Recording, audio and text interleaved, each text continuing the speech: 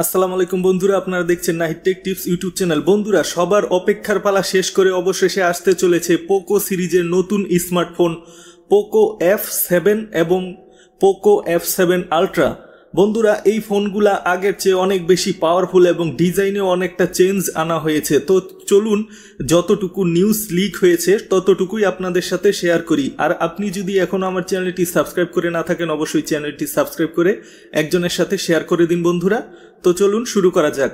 বন্ধুরা, Poco F7 ultra এই স্মার্টফোনটিতে ব্যবহার করা হবে স্ন্যাপড্রাগনের latest powerful chipset Snapdragon 8 elite এবং থাকবে OLED 2K রেজুলেশনের ডিসপ্লে, যার রিফ্রেশ রেট থাকবে 120 হার্টজ রিফ্রেশ রেট। এবং এই ফোনটি 5G কানেক্টিভিটির সাথে সাথে থাকবে Bluetooth, 2G, 3G, 4G, 5G, NFC, GPS, wifi, dual band. Poco F7 আলট্রাতে আপনার ব্যাটারি হিসেবে থাকবে 6000 mAh এর নন রিমুভাল ব্যাটারি এবং চার্জার হিসেবে থাকবে 120 ওয়াটের ফাস্ট চার্জার। এবং বন্ধুরা, পোকো F7 এ থাকতে পারে আপনার মিডিয়াটেকের প্রিমিয়াম কোয়ালিটির 5G প্রসেসর মিডিয়াটেক ডাইমেনসিটি 8400। এটা একদম মিডিয়াটেকের তরফ থেকে 8000 সিরিজের একদম লেটেস্ট প্রসেসর। এবং এটি তো থাকতে পারে 6000 mAh এর ব্যাটারি, কিন্তু আপনার ডিসপ্লে রেজুলেশনটা থাকবে 1.5K resolution, 120 hertz refresh rate.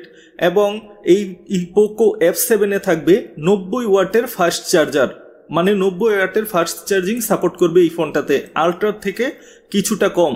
বন্ধুরা, পোকো F7 এ অ্যামোলেড ডিসপ্লে থাকতে পারে। আপনার পোকো F7 আলট্রাতে OLED থাকবে, ওটা একটু দাম তো বেশি হবে, আর F7 এ দিবে অ্যামোলেড। এই স্মার্টফোনগুলোর ডিজাইনটা আপনার পোকোর যেই রেডমি K সিরিজ আছে না, ওই K70 আলট্রা, K70 প্রো দেখছেন, ওইটার মতোই ব্যাক সাইডের ক্যামেরা সেটআপের ডিজাইন থাকবে। এবং এখনো স্পষ্টভাবে জানা যায়নি যে কোন ধরনের ক্যামেরা সেন্সর এইগুলোতে থাকবে। পরবর্তীতে যখন ক্লিয়ারভাবে আরো ফুল ডিটেলস আমরা জানতে পারবো, তখন সাথে সাথে আপনাদের সাথে শেয়ার করব। এতক্ষণ ধরে ভিডিওটি দেখার জন্য আপনাদেরকে ধন্যবাদ।